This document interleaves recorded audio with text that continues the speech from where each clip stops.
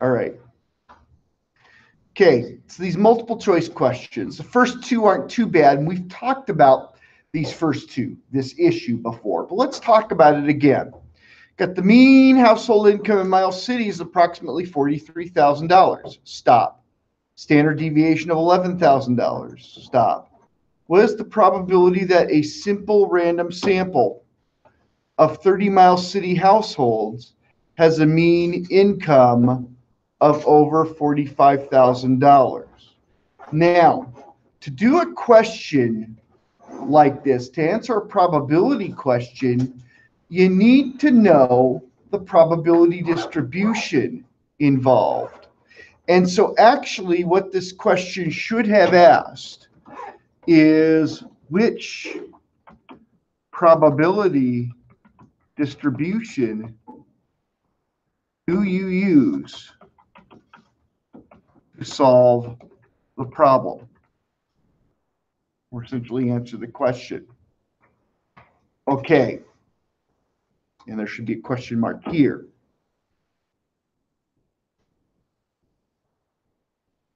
All right, so we got some options here. T-distribution. Okay. Well, T-distribution, that's in hypothesis tests where we don't know the population standard deviation. This is not a hypothesis test or confidence interval, and we are given population standard deviation of 11,000. So we're just being asked about the probability of something happening. Okay, so then you're looking at one of these normal distributions. Now, when we're talking about a mean income of a sample, got a random sample and its sample mean.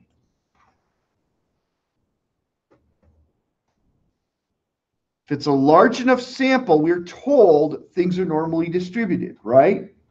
We're told things are normally distributed. So we're probably in this neighborhood, right?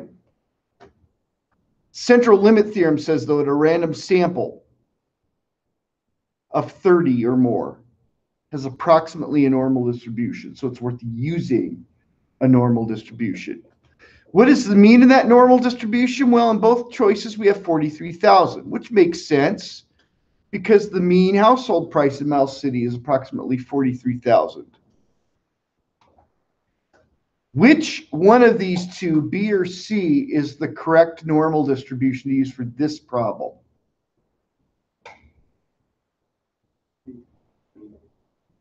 Okay, seems like, well, you've got an 11,000 here, but this 11,000, is that the standard deviation of individual houses or individual household incomes, or the standard deviation of sample means?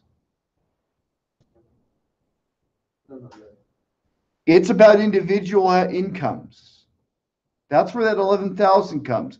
So what do we do to get the standard deviation for sample means?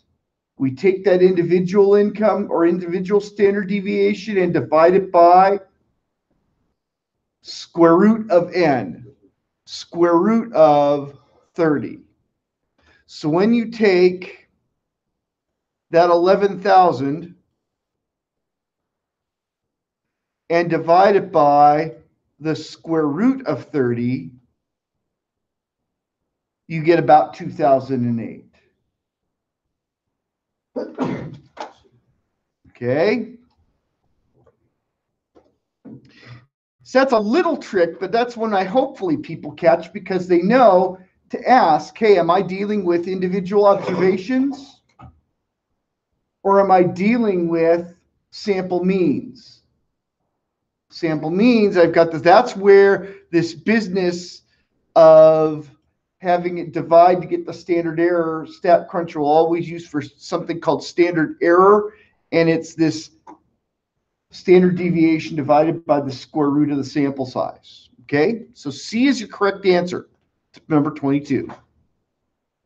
Okay, now go to 23. Mean household income in Miles City is approximately 43,000, standard deviation of 11,000. Was the probability that a randomly selected Miles City household has an income over 45,000? Well, okay, so now we know that the mean is 43,000. And now since it's individual houses, we get our standard deviation of 11,000. So you gleefully mark this with a B, and it is wrong. And what's wrong with that? Pardon me? Okay. Have we been told that things are normally distributed here? No. Have we, like in the situation in problem 22, been told what we have as a sample mean, and do we have central limit theorem telling us that things are normally distributed like we did in 22? No. We don't have any reason to believe things are normally distributed here for an individual. If we'd said things were normally distributed, then we'd be able to go with this. We weren't told things were normally distributed. We haven't been giving any information about the distribution.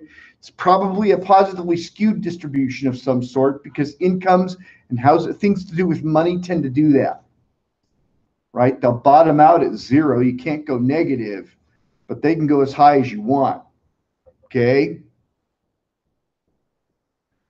So for an individual, in this case, unless you're told there's normal distribution, there's not enough information given. For a sample mean, again, we're looking at, here we go. We're asking about sample mean income.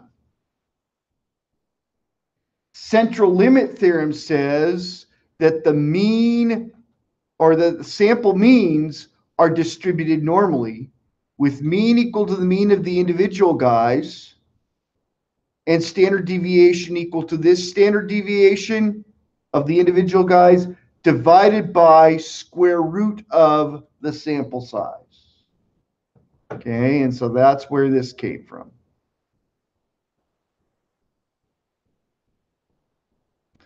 '24. Now we've got a couple pieces of information. We got levels of the test, possible level of the test, and a p-value. And we know that what we do with p-value and level of the test is we check our p-value. If our p-value is lower than the level, lower than alpha, we reject the null hypothesis. If it's higher than the level of the test, higher than alpha, we fail to reject the null hypothesis. So let's check these situations out here. First of all, one option is to reject at the null at the 0.01 level. Well, what would that mean? That would mean that our p-value was lower than 0.01. Is that the case here? No. So A is false. What about rejecting at the 0.05 level? Is that okay? Yes. But not at the 0.01 level? Are we not rejecting? Yes. So we are rejecting here, but we're not rejecting here. This B is a true statement. Now let's look through and continue to analyze why C and D are not true. But we already know B is the answer. Rejecting at the 0.10 level. Well, that's a true statement too. Just as far as I've highlighted, but not at the 0.05 level. Ooh, that's what's making this false. Because we would also reject at the 0.05 level, because the p-value is less than this level. So this whole statement is not true. Finally, do we fail to reject at the 0.10 level? No. P-value is lower than the level, so we would reject the null hypothesis at the 0.10 level. So it's just breaking this down and reading these things one at a time and asking yourself questions about them, okay? And now here's another that requires just kind of reading and thinking, because you know what the answer, you know what's going on here. It's just making sure you know how to read to find the correct answer. So I've got a test of hypothesis conducted at the 0.05 level. Stop. Well, p-value is 0.07. So by the way, before we get to reading these options, what do we know is going to happen on the hypothesis test? We're not going to reject the null hypothesis. So if we're not rejecting the null hypothesis, then what is true? The null or the alternative? The null hypothesis is what we're presuming is true. We're concluding is true. So that means right away, conclude the alternative hypothesis is true? No way. That's not an option. Conclude the alternative is true? Not an option. Null is true? That's an option. Null is true? That's an option. So we've cut it down to two options. And now we got to pick out these things. And what's going on here is that the second piece of information I want you to realize is that when you've rejected a null hypothesis, you've proven something. But when you failed to reject a null hypothesis, you've not proven something. You're accepting something that you assumed in the beginning. So either we're talking about sufficient evidence in favor of the null hypothesis to prove it's true. That's not what we're doing. We're not proving the null hypothesis. We are failing to prove the alternative. So we conclude the null hypothesis is true. So C is the answer to this problem 25. Now, let me see if it'll let me edit here. It will. Let's change this around.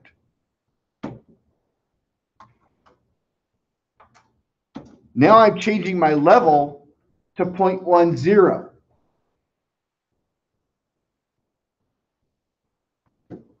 P-value is still 0.07. So right away, before we go into wading through these kind of wordy options, what do we know is happening here? Are we rejecting the null hypothesis or failing to reject the null hypothesis? We are reject the null hypothesis. That's what we conclude when we have a low p-value. Low p-value talks about the likelihood of seeing what we've seen in the data. If the null hypothesis is true, we've determined it's low. It's not very likely. So we reject the null hypothesis. Okay. When we reject the null hypothesis, what do we conclude is true? The alternative. So right away, we know we're talking about either A or B, but definitely not C, definitely not D. So now we're left to choose between these two things. And now we think, okay, so we've rejected the null hypothesis. Have we proved something? When we reject the null hypothesis, you proved the alternative.